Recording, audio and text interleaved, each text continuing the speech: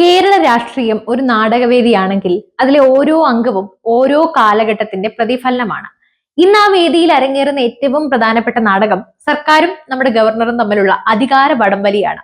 ഈ പോരാട്ടത്തിന് പല കാരണങ്ങൾ പറയാമെങ്കിലും ഉന്നത വിദ്യാഭ്യാസ മേഖലയിലെ വൈസ് ചാൻസലർ നിയമനങ്ങളാണ് പുതിയ ഈ പ്രതിസന്ധിക്ക് തിരികൊളുത്തിയിരിക്കുന്നത്.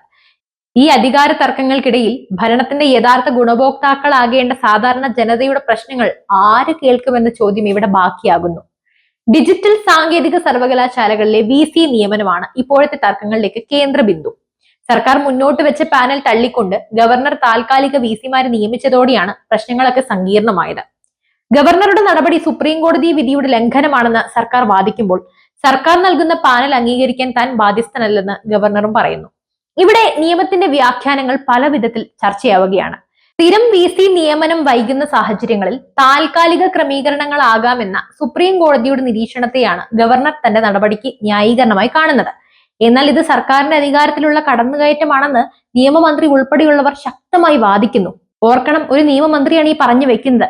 കോടതി എന്താണ് പറഞ്ഞതെന്ന് വ്യക്തമായി പോലും മനസ്സിലാക്കാതെ എന്തൊക്കെയോ വിളിച്ചു പറയുന്ന രാഷ്ട്രീയ താല്പര്യങ്ങൾ മാത്രം മുന്നിൽ കണ്ട് സംസാരിക്കുന്ന ഈ നിയമമന്ത്രി നമുക്കെല്ലാം ഒരു പ്രതിസന്ധി തന്നെയാണ് മുന്നിൽ സൃഷ്ടിക്കുന്നത്. അതായത് നിയമത്തെക്കുറിച്ച് ABCD അറിയാത്ത നിയമമന്ത്രി. എന്തായാലും ഈ പ്രതിസന്ധി സൃഷ്ടിക്കുന്ന ദൂരവ്യാപകമായ പ്രത്യാഘാതങ്ങൾ എന്തെല്ലാമാണെന്ന് നമുക്കൊന്ന് ചിന്തിക്കാം. ഗവർണറുമായുള്ള തർക്കത്തിൽ മാത്രം ഒതുങ്ങുന്നില്ല സർക്കാർ നേരിടുന്ന വിമർശനങ്ങൾ. സുപ്രധാനമായ പല വകുപ്പുകളുടെയും പ്രവർത്തനക്ഷമതയെക്കുറിച്ച് പൊതുസമൂഹത്തിൽ വലിയ വലിയ ചോദ്യങ്ങളും സംശയങ്ങളും ഉയരുന്നുണ്ട്. എല്ലാത്തിനും തുടക്കമിടുന്നത് നിയമമന്ത്രി തന്നെയാണ്. എന്തായാലും നമുക്കിനി ഉന്നത വിദ്യാഭ്യാസത്തിലേക്ക് കടക്കാം. തുടർച്ചയായ വിവാദങ്ങളും രാഷ്ട്രീയ ഇടപെടലുകളും സർവകലാശാലകളുടെ സ്വയംഭരണത്തെയും അക്കാദമിക് നിലവാരത്തെയും ദുർബലപ്പെടുത്തുന്നു എന്ന ആക്ഷേപം ശക്തമാണ്. യോഗ്യതയെക്കാളൊക്കെ ഉപരി രാഷ്ട്രീയ പരിഗണനകൾ നിയമനങ്ങളിൽ മാനദണ്ഡമാകുന്നു എന്ന വിമർശനം അധ്യാപകരും വിദ്യാർത്ഥികളും ഒരുപോലെ ഉന്നയിക്കുന്നു. പാഠപുസ്തകങ്ങളിലെ ഉള്ളടക്കത്തെക്കുറിച്ചുള്ള തർക്കങ്ങൾ ഈ മേഖലയിലെ രാഷ്ട്രീയവൽക്കരണത്തിന് ആക്കം കൂട്ടുന്നു. അടുത്തത് പൊതുമരാമത്താണ്. കാലവർഷം കനക്കുമ്പോൾ തകരുന്ന റോഡുകൾ കേരളത്തിന്റെ തീരാത്ത ദുരിതമാണ്. റോഡിലെ കുഴികളാണോ കുഴിയിലെ റോഡാണോ എന്ന് തിരിച്ചറിയാനാവാത്ത അവസ്ഥയെക്കുറിച്ച് പതിറ്റാണ്ടുകളായി നാം കേൾക്കുന്നുണ്ട്. പാലം പണിയിലെ അപാകതകളും നിർമ്മാണത്തിലെ ഗുണമേന്മയെക്കുറിച്ചുള്ള ആശങ്കകളും ഈ വകുപ്പിന്റെ പ്രവർത്തനങ്ങൾക്ക് മേൽ കരിനിഴൽ വീഴ്ത്തുന്നവയാണ്. കോടികൾ മുടക്കി നിർമ്മിക്കുന്ന അടിസ്ഥാന സൗകര്യങ്ങൾ എന്തുകൊണ്ട് നിലവാരം പുലർത്തുന്നില്ല എന്ന ചോദ്യത്തിന് ഇന്നും വ്യക്തമായ ഉത്തരമില്ല. അടുത്തത് ആരോഗ്യമേഖല.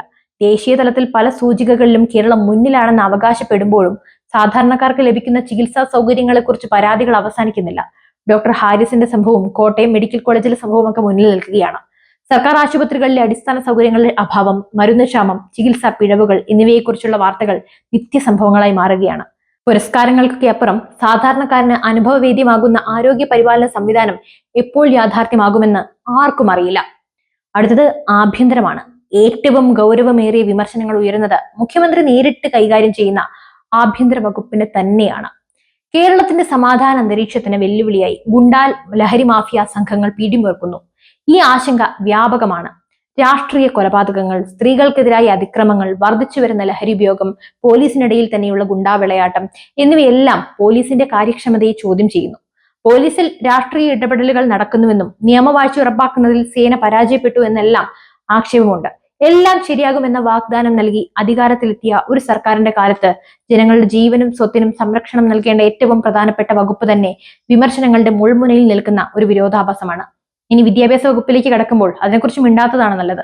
വിദ്യയില്ലാത്ത വിദ്യാഭ്യാസ മന്ത്രി, അതാണ് സത്യം. ഇന്ത്യയിൽ എത്ര സംസ്ഥാനങ്ങൾ ഉണ്ടെന്ന് പോലും അറിയാത്ത, ഇംഗ്ലീഷ് വായിക്കാനും എഴുതാനും അറിയാത്ത ഒരു വകുപ്പ്. അധികാരത്തിന്റെ ഇടനാഴികളിൽ നടക്കുന്ന ഈ പോരാട്ടങ്ങൾക്കിടയിൽ യഥാർത്ഥത്തിൽ ബലിയാടാകുന്നത് നമ്മൾ, അതായത് സാധാരണക്കാരാണ്. മെച്ചപ്പെട്ട വിദ്യാഭ്യാസം, സുരക്ഷിതമായ യാത്ര, നിലവാരമുള്ള ചികിത്സ, സമാധാനപരമായ ജീവിതം എന്നിവ ഓരോ പൗരന്റെയും അവകാശമാണ്. എന്നാൽ ഭരണ നേതൃത്വം രാഷ്ട്രീയ തർക്കങ്ങളിൽ മുഴുകുമ്പോൾ ഈ അവകാശങ്ങൾ ആരുറപ്പുവരുത്തും?